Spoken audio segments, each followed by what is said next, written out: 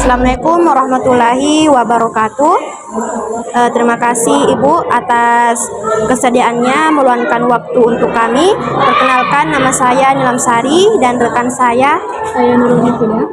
Kami dari Universitas 19 November Kolaka, program studi pendidikan bahasa Inggris. Pada kesempatan ini kami akan melakukan wawancara terkait refleksi guru dalam proses pembelajaran di kelas. Tujuan wawancara ini adalah untuk memahami pengalaman Ibu dalam mengajar, melakukan evaluasi pembelajaran, serta upaya perbaikan yang dilakukan. Untuk itu, apakah Ibu bersedia untuk memulai wawancara? Ya, bersedia. Baik, terima kasih Ibu. Selanjutnya, untuk sesi pertanyaan akan dilanjutkan oleh rekan saya.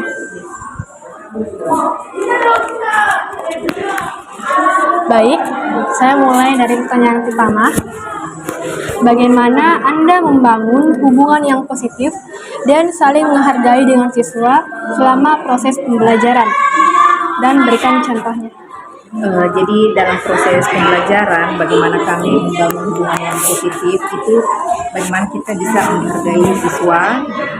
Misalnya contoh konkretnya, pada saat anak-anak sudah mulai di jam terakhir itu sudah mulai terlihat jenuh, mengantuk, itu kan anak-anak agak menurun proses pembelajarannya. Nah, itulah kita mulai bertanya apakah dia kondisinya sudah masih fit atau tidak. Baik, terima kasih. Untuk pertanyaan kedua, strategi apa yang Anda gunakan untuk menciptakan suasana kelas yang aman, nyaman, dan mendukung partisipasi aktif siswa? Kalau dalam proses pembelajaran itu biasanya kita di kelas menggunakan play games, kadang juga kita ice breaking. Itu anak-anak lebih antusias untuk memahami apa yang kita pelajari dengan melalui games. Terima kasih. Untuk pertanyaan selanjutnya, bagaimana Anda merancang dan melaksanakan pembelajaran agar siswa dapat berpikir kritis serta terlibat secara aktif? Kalau yang seperti itu biasanya kita menggunakan pembelajaran secara modelnya visual, ya. Anak-anak itu tertariknya biasanya melalui gambar. Jadi kita suruh anak-anak menolak gambar, itu akan mereka berpikir secara kritis.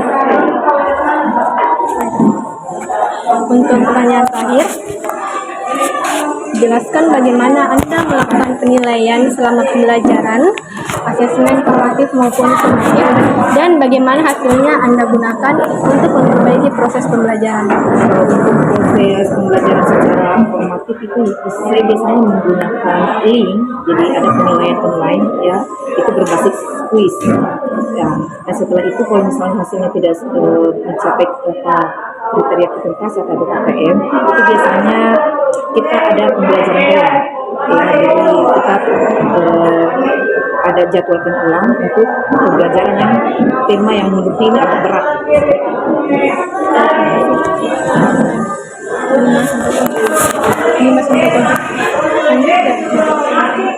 Selanjutnya, apa tantangan utama yang Anda hadapi dalam mengelola kelas dan memenuhi kebutuhan belajar siswa yang beragam? Bagaimana Anda mengatasinya? Dalam tantangan utama saya dalam menghadapi pengelolaan kelas itu biasanya kan anak-anak punya candaan yang berbeda-beda, ya. Jadi kita hanya memberikan nasihat saja. Bagaimana mereka bisa menghargai misalnya satu suku dengan suku yang lain, ada anak yang sifatnya lebih pendiam, kemudian ada yang lebih hiperaktif. Itu kita bisa saling sharing saja sebenarnya anak-anak maunya seperti apa. Selanjutnya, dalam praktik pembelajaran Anda, aspek apa yang menurut Anda sudah menjadi kekuatan utama dan aspek apa yang masih perlu ditingkatkan? Yang menjadi kekuatan kita di kelas itu sebenarnya kalau untuk anak-anak itu bagaimana kita melakukan pendekatan saja, ya, ke anaknya, memahami karakter anaknya seperti apa, anak-anaknya ini mau model pembelajaran seperti apa, itu harus menjadi kekuatan utama kita sebagai seorang guru. Dan kalau yang perlu ditingkatkan sebenarnya kalau proses pembelajaran di sini itu karena kita di kelas sekolah ini terkendala dengan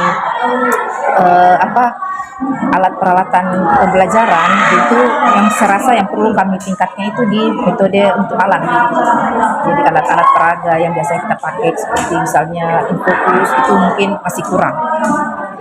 Terakhir, bagaimana Anda melakukan refleksi terhadap pembelajaran yang telah Anda lakukan dan tindakan apa yang biasanya Anda ambil untuk perbaikan di pertemuan berikutnya?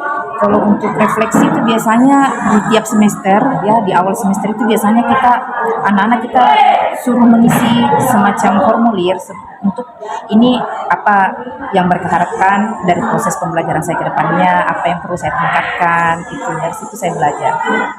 Baik, terima kasih Ibu atas waktu dan jawaban yang telah diberikan. Informasi yang Ibu sampaikan sangat bermanfaat bagi kami dalam menyelesaikan tugas ini. Kami mohon maaf apabila terdapat kekurangan selama wawancara. Akhir kata kami mengucapkan terima kasih. Wassalamualaikum warahmatullahi wabarakatuh. Waalaikumsalam warahmatullahi wabarakatuh.